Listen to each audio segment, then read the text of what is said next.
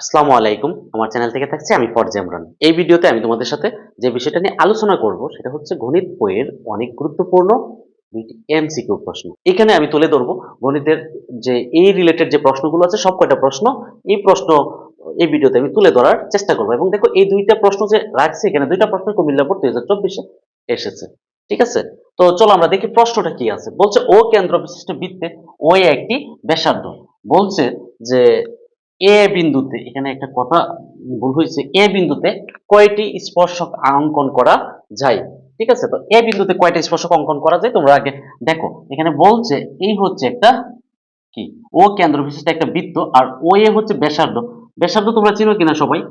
ব্যাসার্ধ হচ্ছে দেখো এই যে কেন্দ্র থেকে বৃত্তস্থ যে কোনো বিন্দুর দূরত্ব আমি যদি এই বরাবর নিতাম তো এখানে ইয়া হইতো।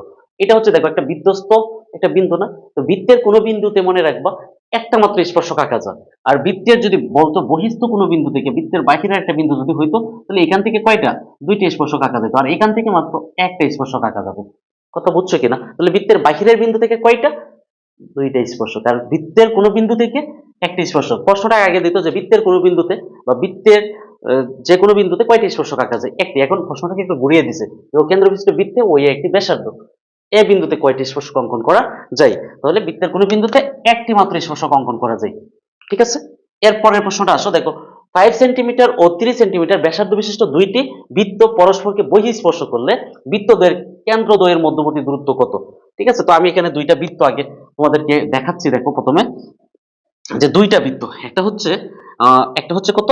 একটা হচ্ছে এরকম, এটার ব্যাসার্ধ হচ্ছে 5, আরেকটা কত বলছে?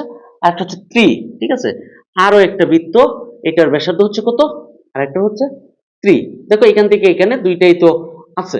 দেখো তার বহিঃস্পর্শ করছে। এখন দেখো এটা হচ্ছে এইটা হচ্ছে C1 কেন্দ্র বিশিষ্ট, এটা C2 কেন্দ্র বিশিষ্ট। এখান থেকে ব্যাসার্ধ হচ্ছে 5 আর এটা হচ্ছে কত? 3।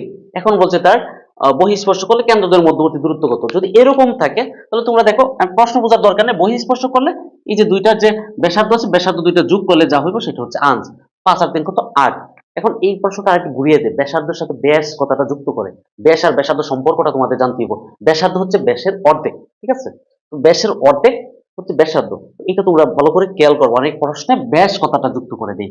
ঠিক আছে? আরেকটা প্রশ্ন হচ্ছে এখানে যুক্ত করে বহিঃস্পর্শ না করে বলে কি স্পর্শ? এই জায়গাটায় বহিঃস্পর্শের পরিবর্তে নিয়ে আসে অন্তঃস্পর্শ করলে। যদি অন্তঃস্পর্শ করলে এই যে দুইটা ব্যাসার্ধ আছে না বড়টা থেকে ছোটটা বাদ দিলে যা হবে সেটা হচ্ছে তার আংশ। ঠিক আছে? তো এখানে হচ্ছে কত হবে? এটা যেহেতু বলছে বহিঃস্পর্শ তাহলে 5 আর 3 কত? 8। এটা যোগ করলে যা হয় আনসার সেটাই। ঠিক আছে? দুইটা যোগ করলে ফলাফল যা হবে সেটা হচ্ছে আনসার। ঠিক আছে? আশা করি তোমরা এই গুরুত্বপূর্ণ দুটি এমসিকিউ এর যে আলোচনাটা এখানে আমি করেছি সম্পূর্ণ আলোচনাটা তোমরা বুঝতে পারছো। ধন্যবাদ তোমাদের সবাইকে। ভালো থেকো সবাই। সবার জন্য শুভকামনা।